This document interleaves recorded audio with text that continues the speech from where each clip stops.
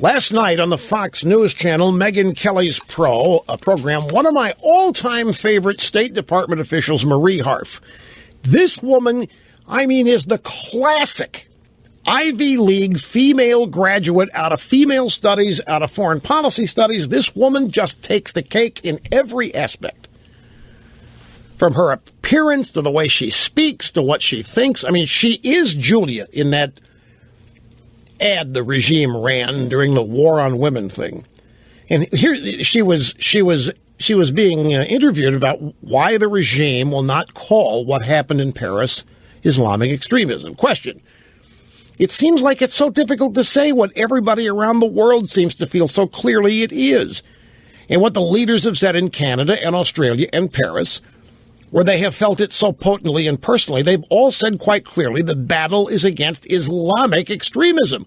Why is that so hard for this American government to say? Well, it's not hard to say, but it's not the only kind of extremism we face. I would recommend to folks looking at this administration's counterterrorism record, I would remind people that more terrorists who claim to do acts of violence in the name of Islam have been taken off the battlefield in this administration than under any previous one because of our counterterrorism operations and our efforts that we've put in place. But that's not the only way that you counter this kind of extremism. Much of it Islamic, you're absolutely right, but some of it not. So we're going to focus on all the different kinds of extremism. But you still won't call it what it is. And what is this idea that Obama has taken more militant Islamists off the battlefield? If that were the case, then why all of this talk about closing Gitmo? If that were the case, why all this concern about so-called torture?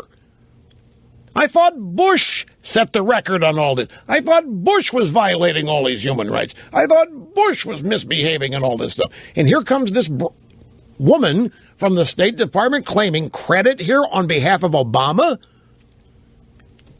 for having taken off the battlefield more acts of violence in the name of Islam than any previous administration. That's got to come as a shock to Obama voters. So you see, they are hell-bent. They are not going to call this Islamic extremism. Next question. There's a common thread here, though, of radical Islamic extremism. And until President Obama or John Kerry or somebody else in their position stands up and says, look, we're now facing a global threat of radical Islamic extremism. We have to band together. We must fight it. That's what everybody is longing to hear, Marie. It's what governments around the world have no problem saying it.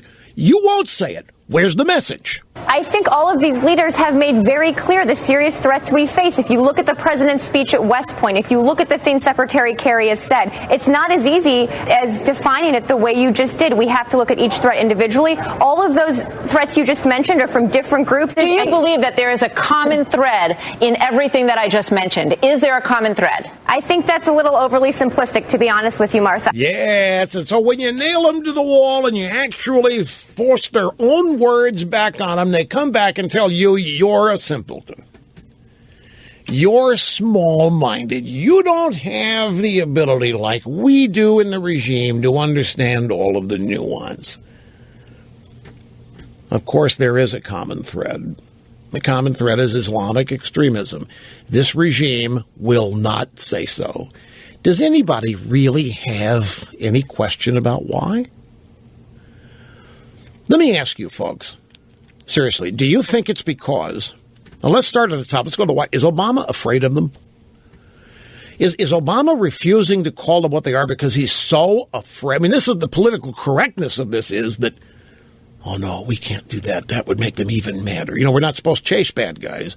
And the tenets of political correctness, you don't identify them, you don't call them out, you don't try to capture them. That's just going to make them meaner. No, the way we deal with people like this, under the precepts of political correctness, is we take guns away from the law-abiding so that we make it clear that we present no threat.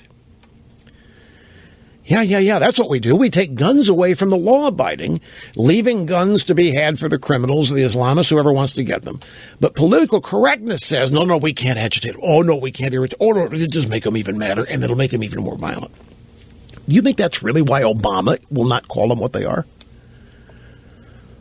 Certainly. Do you think that's why Obama will not call them Islamic extremists?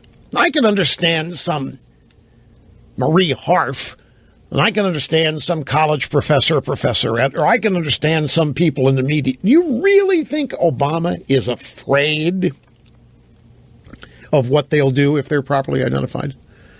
I don't either. I don't think fear has anything to do with it. It does with a lot of people. The media people who will not properly identify. There's a whole bunch of people who do not want to make themselves targets. But that's not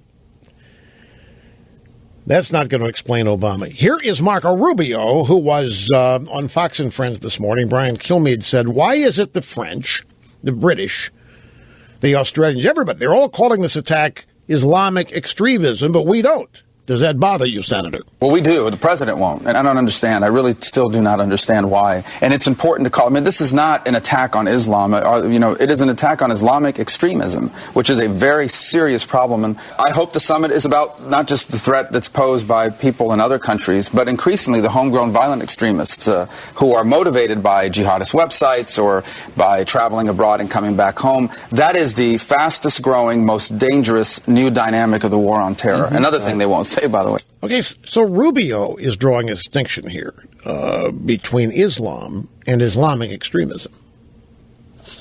Now, I think the answer to this, when talking about some people, if you're asking why won't some people call this what it is because they know or believe that there isn't any difference in Islam and Islamic extremism. And if it's not that, then it's clearly something else. Anyway, I got to take a break. Time again, folks. Be back after this. Don't go away.